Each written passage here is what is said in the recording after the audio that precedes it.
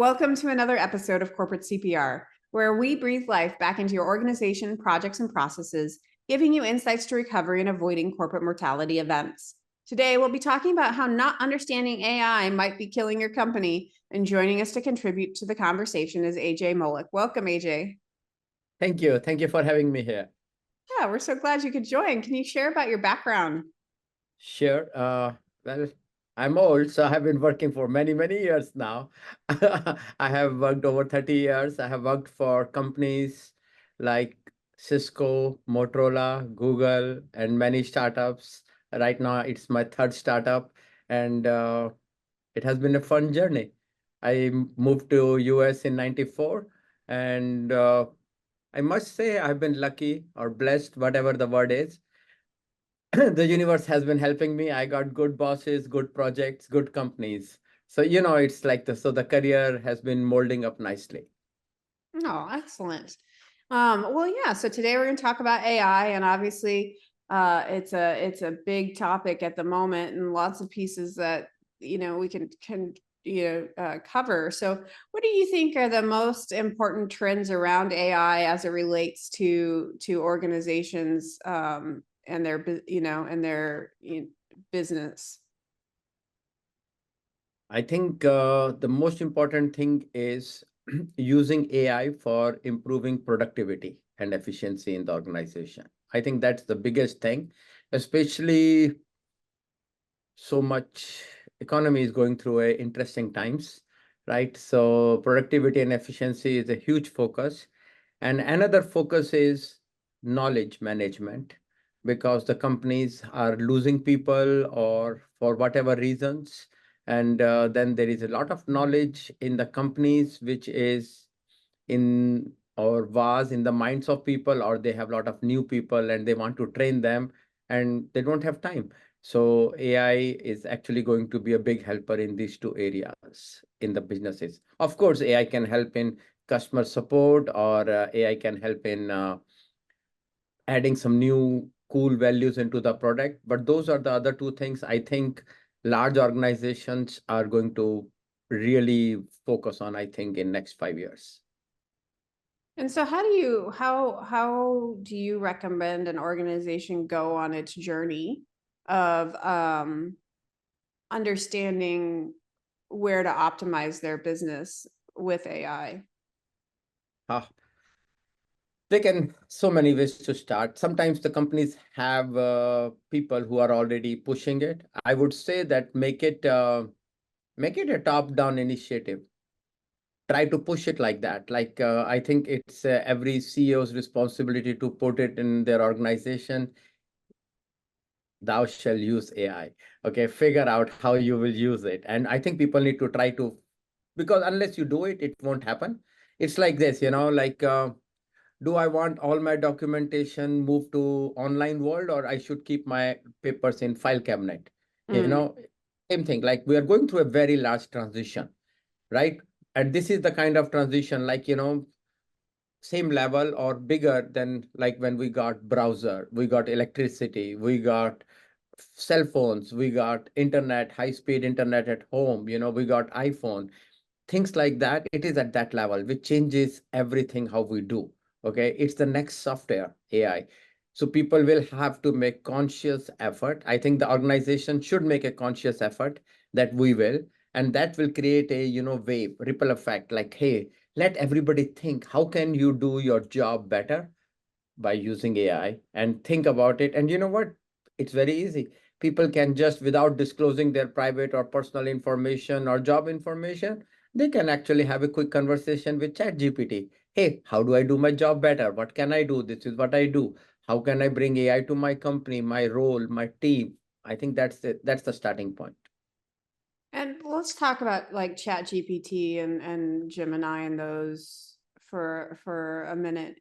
How much, obviously organizations get very scared about what they can't secure.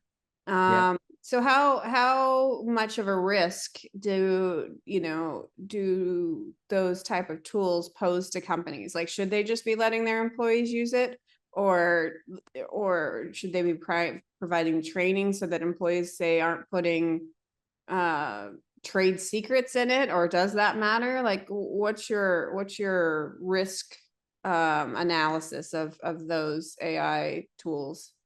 So here is the thing. When you put your data out there is a risk. Mm.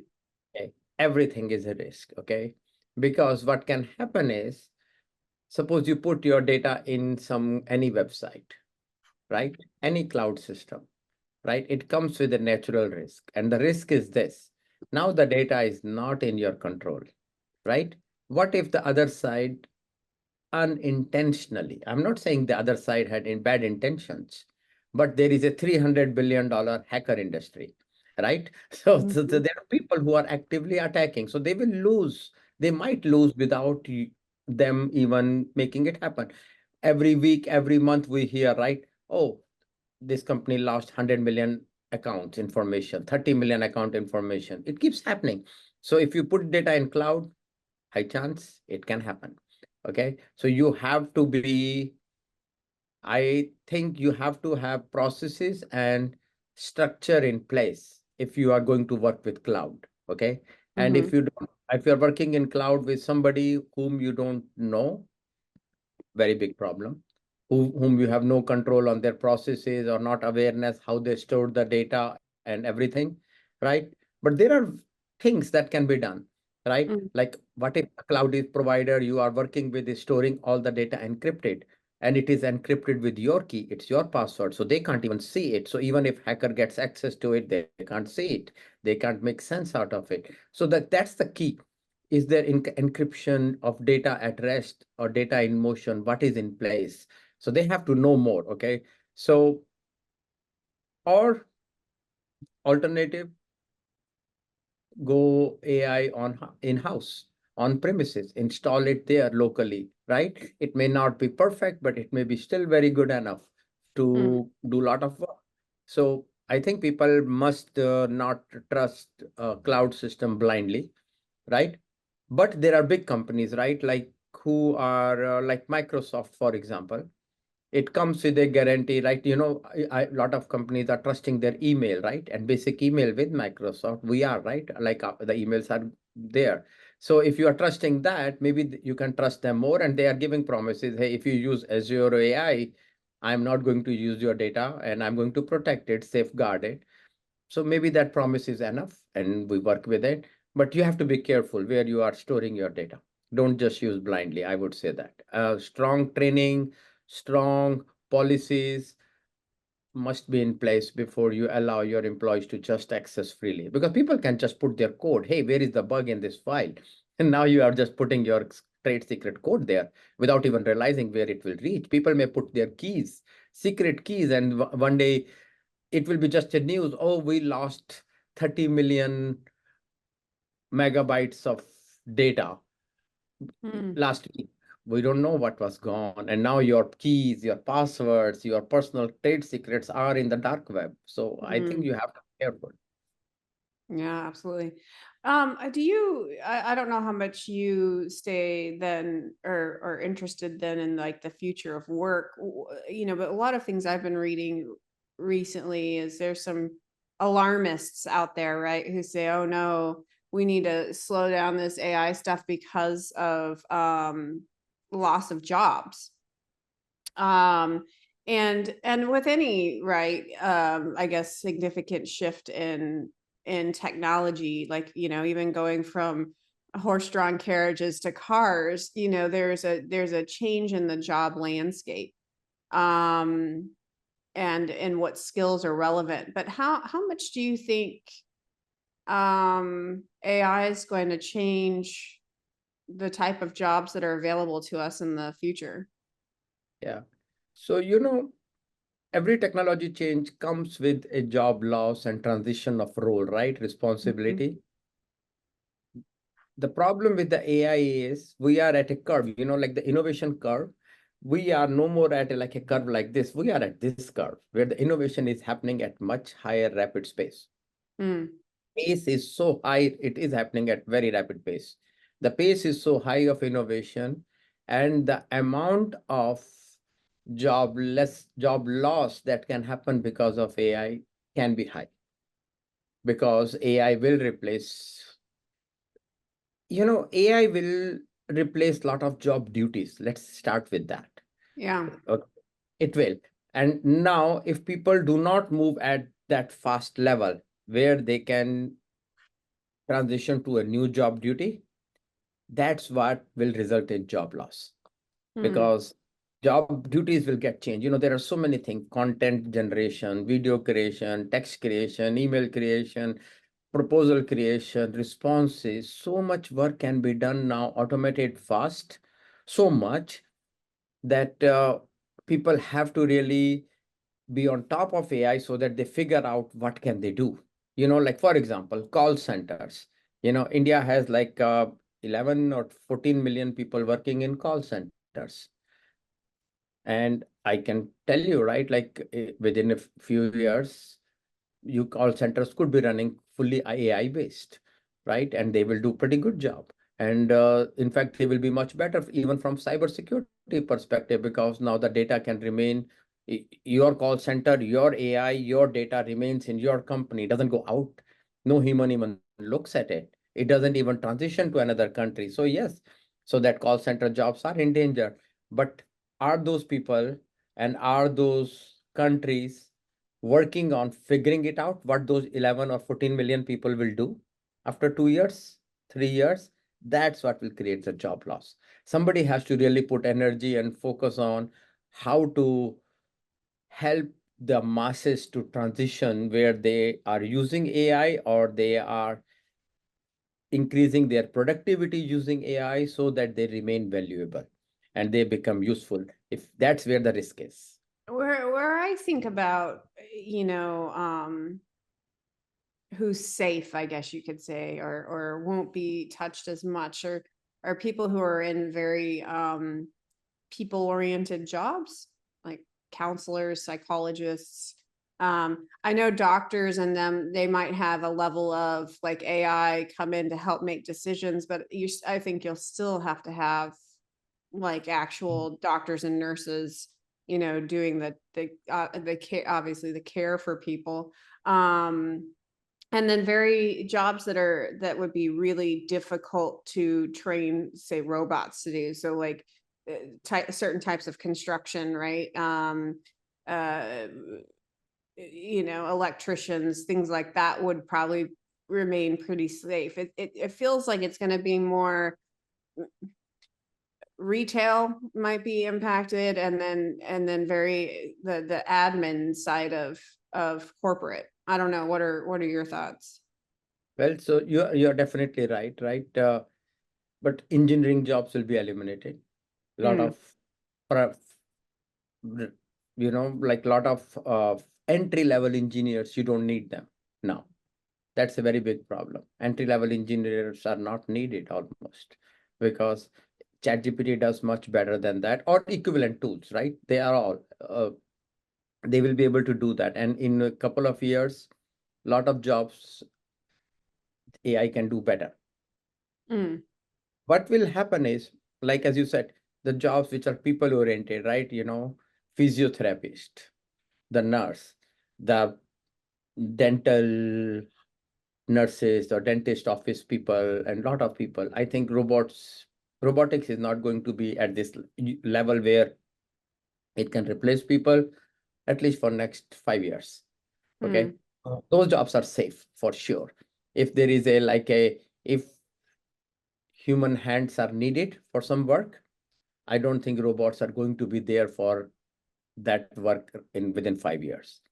I don't know what will happen in future, how, but robotics, a lot of work is going on, but there is some time, right? But the jobs which required, like, which could be done remotely, the jobs like, hey, I can hire a software engineer remotely, or I can hire a technical writer remotely. The jobs which could have been done remotely, high chance there is an opportunity they will get replaced by AI. That's why those are the jobs. And it doesn't matter whether it's a call center or it's a software engineer. That's the thing. They will, and within 5 years, they will, like, if you think where ChatGPT or the AI engine is today, in 5 years, it will be at a much higher level. which means in 5 years, it will be able to replace a lot more. And you know what? People are figuring it out, more tools and more automation. So there is going to be a side effect. However, people who use AI, who figure out how to use AI, who learn how to use AI so that they can increase their own productivity, Hmm. oh, they will flourish. Because I think you earlier mentioned that, like in the world of doctors and everywhere, that you will always need that human in the loop. I believe that human in the loop is always needed. That 15% value that human will add on top of 85% AI, that will be the new model. And I think that's what's going to make the difference. And I think everybody should try to fit into that 15%. Like, hey, you asked me some work, let me figure out what all I can do using AI so that I can do faster and better. And then, hey, I deliver better than everybody else. So this is what is going to happen. This will be the new model, I think, everywhere. Human in the loop value.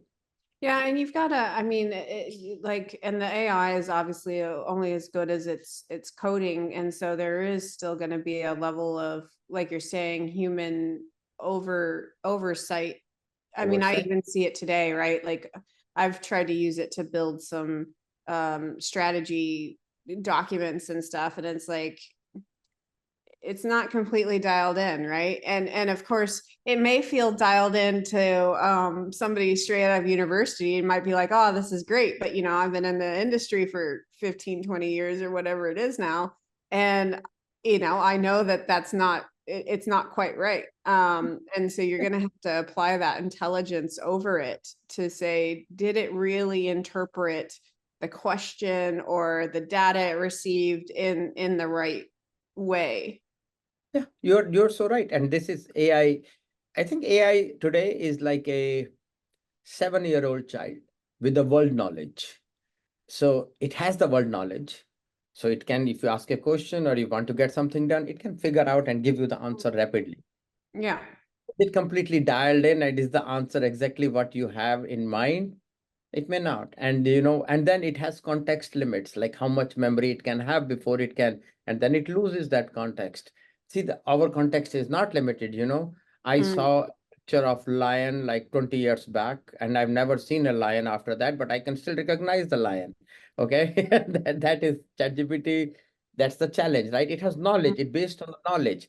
But if I showed something new, and then I kept training more things, it will forget that. It doesn't have that context.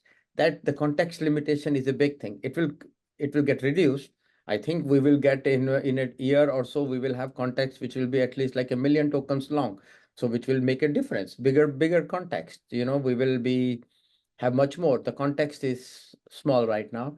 So AI is not there. It's not fully dialed in, and it will never be. And there is a genuine reason. World knowledge is vast. Okay, so world knowledge has everything. World knowledge has COVID vaccine is good for you. World knowledge has COVID vaccine is bad for you. Both Mm. sides are there. It doesn't work very easily because how to make a decision between those two? It's a Right. complicated, right? And this is where the human judgment comes into picture. And this is where we will always add values. But the people who do not focus on being that value driver, they will struggle. And there are a lot of people in that space also. That's where we have to figure out how will those people survive who like are not even aware that this is coming. Like not most of the world still doesn't know. They just know AI as the words and alphabets moving around. Most people have no clue what AI can do. How can AI do that? Because people don't expect it. It's like this when software came, people did not know. And like the browser came, people did not know what will happen. And guess what? Somebody sitting in Kuala Lumpur can have a big website and can sell their products. Internet enabled them. AI is like this. AI is going everywhere. But all the people there are 2 billion people don't even have internet today. Forget Oh, about AI. Yeah, so it's sad, right? So that's the challenge. hmm. What about, I guess one of the things that I've been struggling with is, so I have a teenage daughter, right? And I mean, she knows Chat GPT exists. I don't think she's ever used it, right? Doesn't know, I don't think, like that. But how much do we, because you're going back, like you said, you have to have the knowledge, right? And so do you let these kids and through school and university and really force them to not use these tools so that they learn the key pieces of knowledge, or should it be integrated in their education, so that they can come out already knowing how to leverage it and be ahead? Like, do you have any thoughts about that? I know it's a little off topic. No, no, no, it is not. I had this discussion with my wife actually, okay, Mm, yesterday. And it's a very complex topic, I tell you. At one point, of course, use the chat GPT, okay? Because it's like this. Should I use microwave? Should I use fridge? Yes, chat mm, GPT is another tool. Use it, right? The thing is, chat GPT does something which fridge, microwave, and a lot of tools don't do. Chat GPT also has the capability of generating answers, thinking in some ways, and producing answers. And mm, if you start to use ChatGPT more, your spontaneous capability of thinking will devolve. You will go to ChatGPT, hey, how do I do this? How do I do that? How do I do this? So suddenly you will stop applying your brain. mm. You will always start from ChatGPT, right? That's, I think, a really alarming situation. Whereas the society, we stop using our brain. We are like, okay, there is a problem, and the first thing is, let's go to ChatGPT, get an answer, and then I am the 15%, right? But Mm. no, but there is a value of doing the first 1%, second person, third person, right? This is where, so I think people should use ChatGPT, but they should use ChatGPT not for the first 15%. Mm. I think actually we should, human in the loop is not only at the top 15%, we should use the first use our brain to even figure it out, and then use Chat GPT to brainstorm rather than start with Chat GPT. That is how I really think we can create a good balance. Start ourselves, brainstorm with Chat GPT, and then be final ourselves. Well, yeah, I mean, I think the key is going to be learning, having the critical thinking to ask the right questions as well. So you have to think, what problem am I really trying to solve here? Yes. So that you can ask the right question, because when a robot's answering you, right, or technology's answering you, it can't interpret what do you really mean. I mean, Yes. it can to a little to extent, but you've got to know how to dial in what problem you're trying to solve. Yeah. Oh, yeah. And that's why it's important. I really feel so. In fact, I tell you one more thing, which is also very interesting. I think this is my observation. The whole thing, of course, it's language independent, and whole thing is like, hey, multilingual and all. However, if you are a native English speaker, you can pose questions better with ChatGPT. Mm, You can actually think of what this word means and how this word can be interpreted.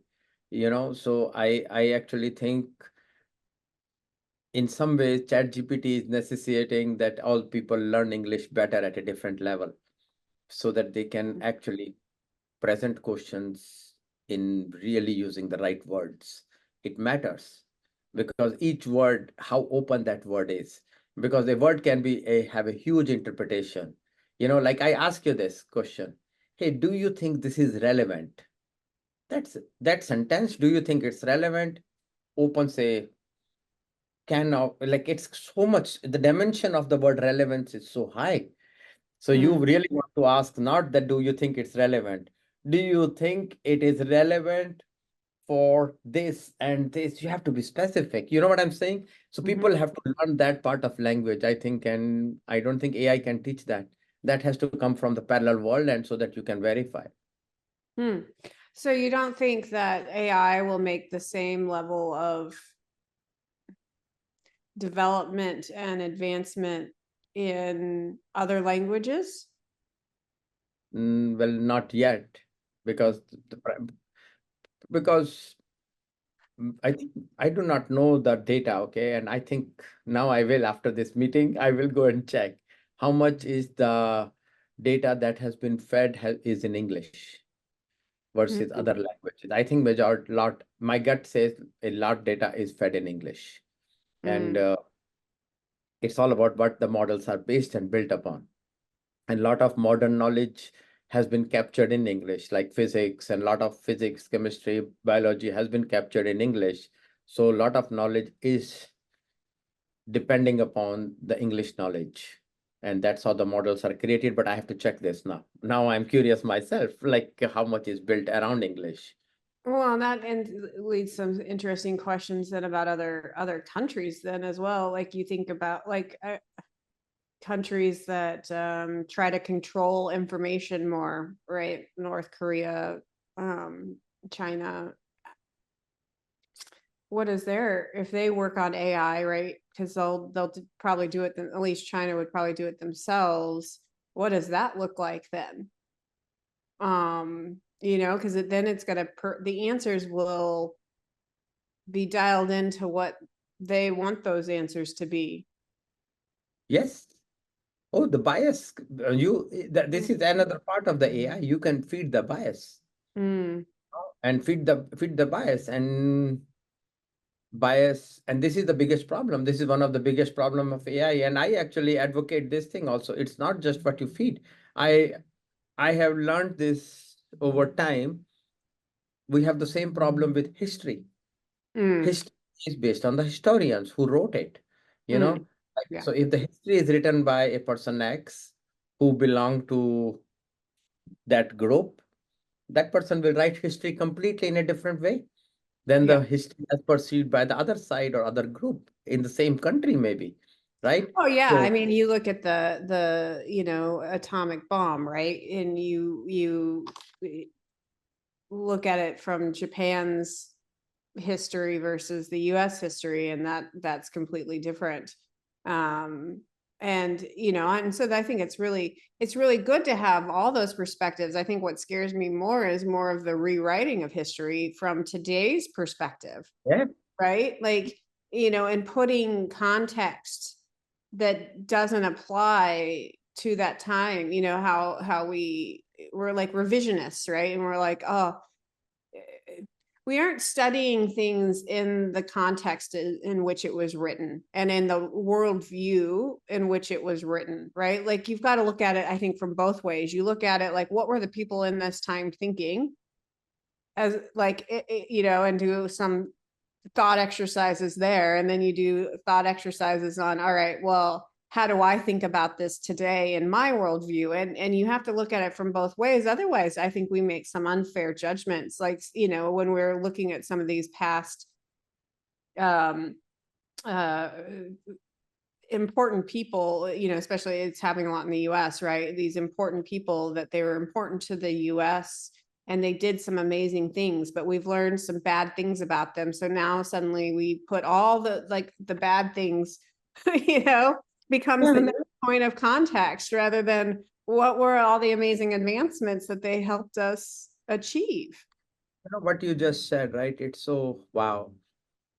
There was a huge controversy in India 6 8 Mm, months back. There was this phrase in a key Indian book, okay, religious book. And this phrase was like something like, the people um, who are not educated, or the animals, or the uh, uneducated, or animals, or women, and there was one more. They, the way it was written, people interpret they all should be beaten. Okay. So mm, people were like, oh, how can this is such a bad religious book because it says like this, right? mm, Then some historians have to get into it, like, no, no. And then they said, okay, no, the word that specific word which people interpreted means beaten, it also meant, and it also means protection. mm, So people should be protected.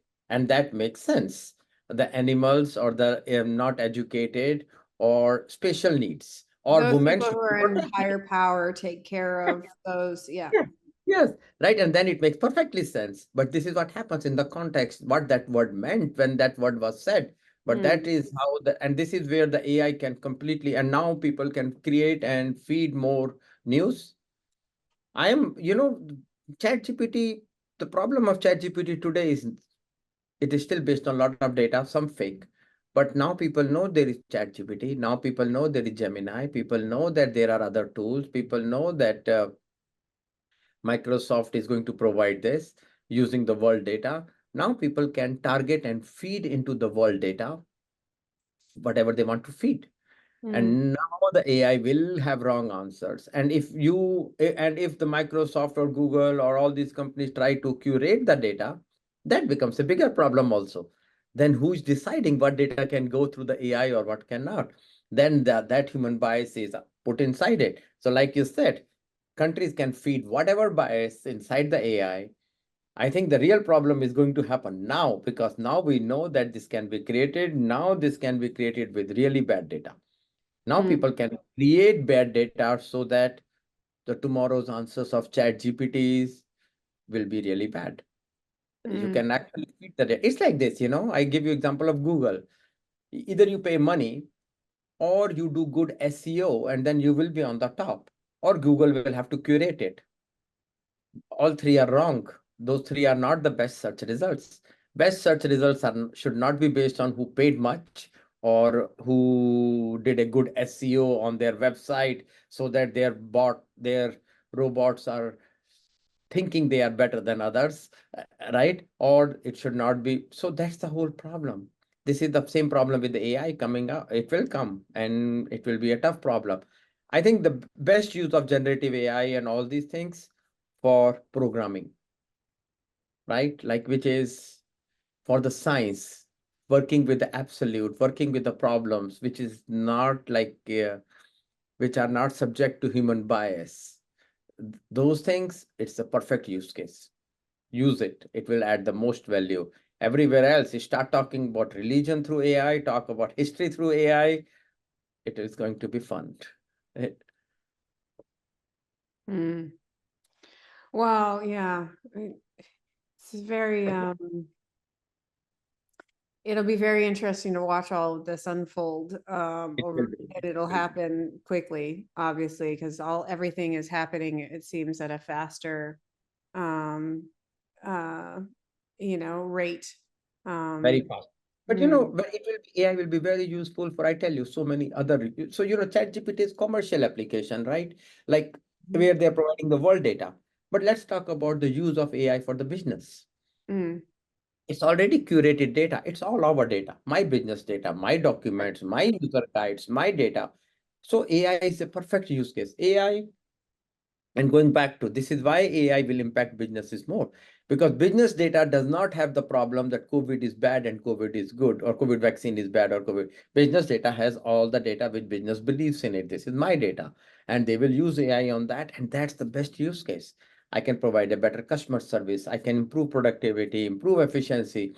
I think the commercial end user consumer information on AI, that is just one small problem in my mind. mm, It's business, it's a real. And you know what, same thing, like when you were saying the psychologist or those things, again, if you go to chat GPT, psychologist will not make sense because it's on world data again. However, imagine if you had one particular, like, what, like for your company, management consulting, you are providing that information and it's all the things you have learned and everything. And if you create an AI just based on that knowledge, that will be a good AI. That will yeah. be very relevant AI. That's the key thing. Yeah, well, we were one of the things we were just tossing around to do is that, we do a lot of, so we do technology implementation, and with that comes training things that we create, right, to help embed the technology in the organization. And one of our customers, we probably created 200 of these quick little training, help sheets, right? And Like, why couldn't we just go create now a chat bot where now somebody could just go ask the question of how do I do this? And it goes reference all those training guides and it tells you how to do it.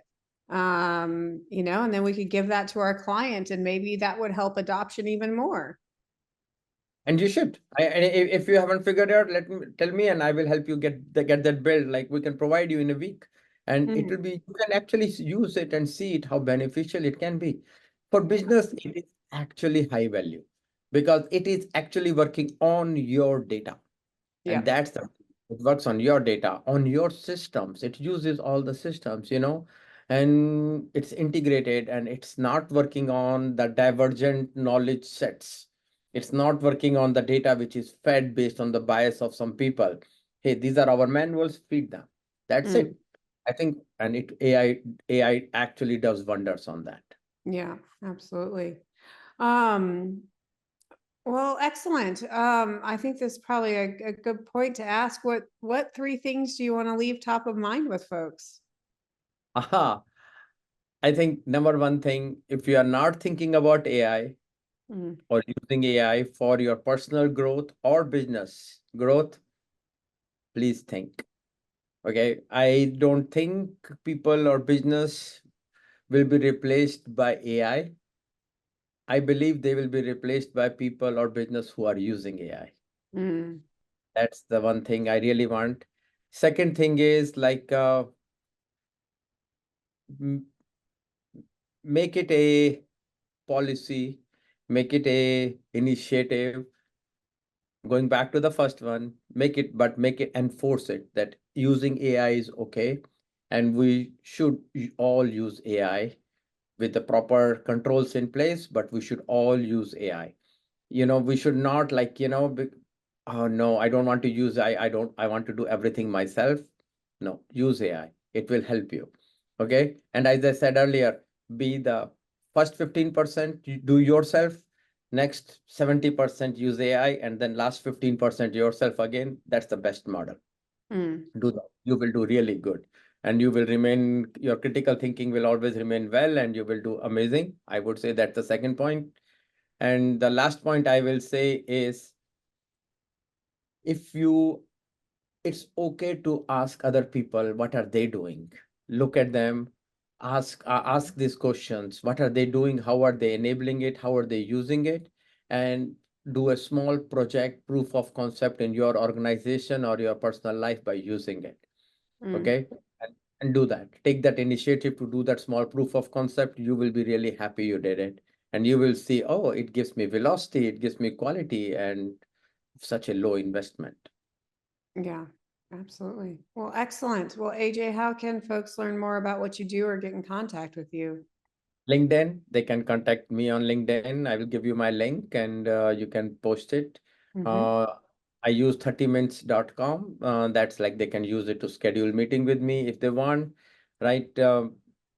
No cost, just, hey, schedule some time with me if you really want to figuring it out. Hey, my career is stalled, or what do I do? Or in my business, how do I take it to the next level? I have time because I use AI, so I have lot of time in my hands. Okay, so they should feel free to talk to me. You're not disturbing me. I think it will be good if more people use it and grow. Absolutely. Well, excellent. Well, thank you so much for being on our show today. Thank you. Thank you so much. Very nice. Yeah. And to our audience, until next time, keep your organizations healthy.